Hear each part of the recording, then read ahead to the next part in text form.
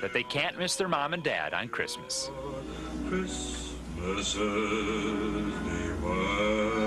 I miss him. I'm so proud of him. I love you, Dominic. David Schechter for CBS News, Minneapolis. Here's wishing you're close to the ones you love this Christmas. You're watching CBS News Up to the Minute. For news 24 hours a day, go to cbsnews.com. AOL keyword CBS News.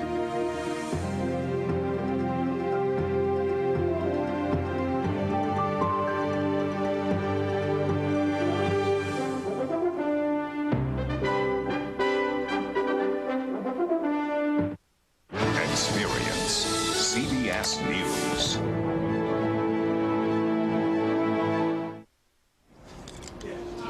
Now on CBS News Up to the Minute. Pope John Paul ushers in Christmas 2002. And much of the U.S. greets the day under a blustery blanket of white.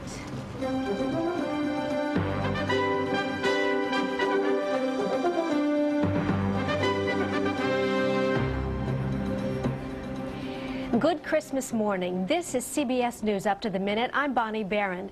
Melissa McDermott has the day off. It is a quiet Christmas morning in much of the world, and in many parts of the U.S., it is a white Christmas. But the snow that's pounding much of the country is not the kind we sing about. This morning, the storm that's already blamed for at least 13 deaths in 4 states is blowing out of the plains. By tonight, it will have painted a broad streak of white from Arizona to Maine. Mark Strassman reports. A Christmas Eve killer storm system now batters America's heartland. At least a dozen people are dead. In Springfield, Missouri, 14 inches of snow could fall. In Tulsa, Oklahoma, heavy snow collapsed this store's roof.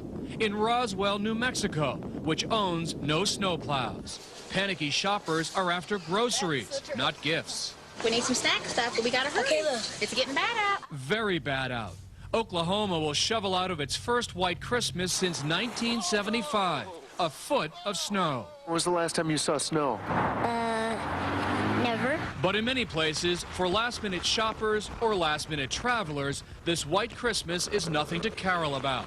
Back in Springfield, Missouri, winter weather froze some flights in midair. We circled for 30 minutes, but the storm was still in full-blown, and they sent us back to St. Louis. And then they didn't know what to do with us. But Tuesday's real worry was people on the move by car.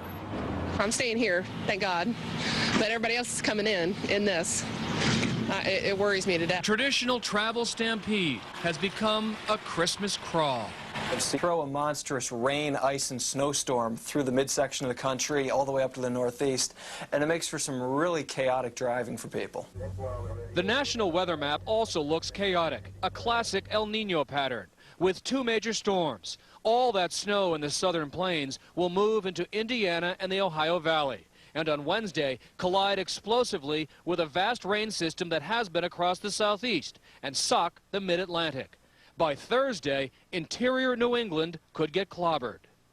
It would not be surprising to see 2 feet of snow in some locations, and even an isolated report as high as 30 inches.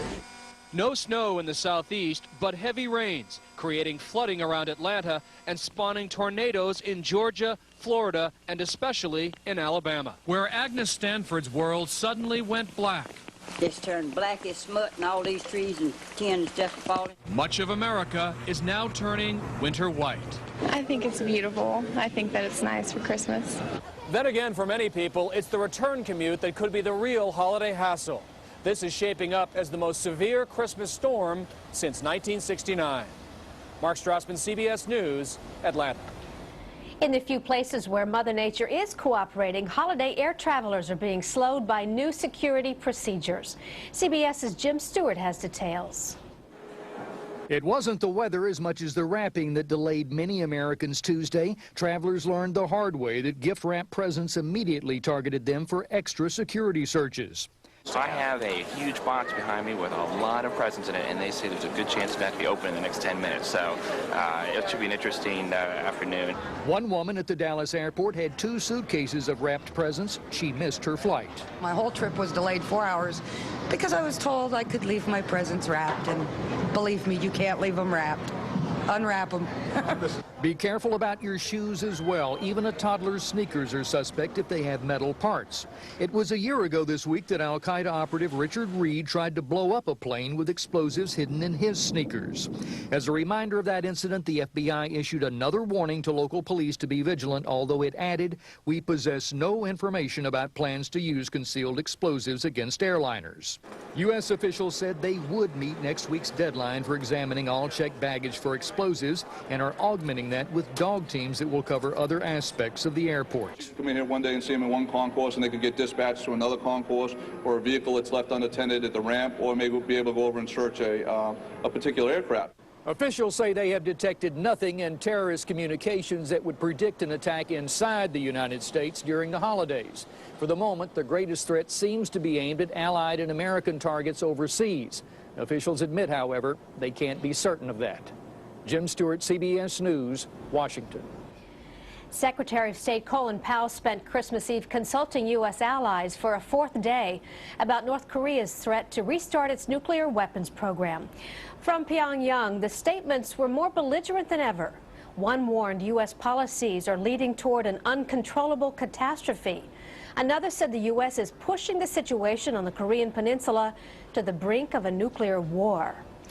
At the other end of what President Bush calls the axis of evil, Saddam Hussein said Iraqis are ready to fight a holy war against the United States and that his regime wants to cooperate with U.S. weapons inspectors.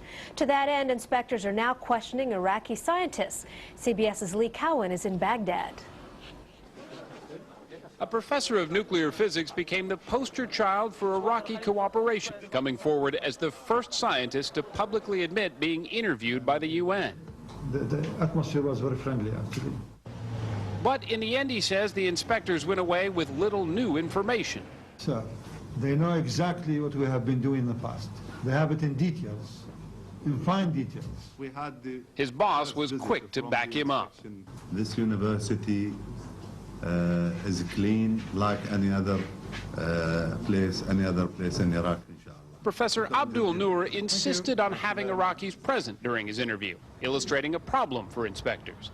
The UN can't force scientists to speak to them privately or require them to leave Iraq against their will. Of the 10 sites visited, at least 2 of them were institutions of higher learning, where some scientists who once worked in weapons programs now teach. This inspection even brought a halt to classes at Baghdad's College of Veterinary Medicine. Students weren't allowed in or out. The guards claimed that was at the request of the inspectors themselves. Although students were angry, many said if the inconvenience prevents war, so be it.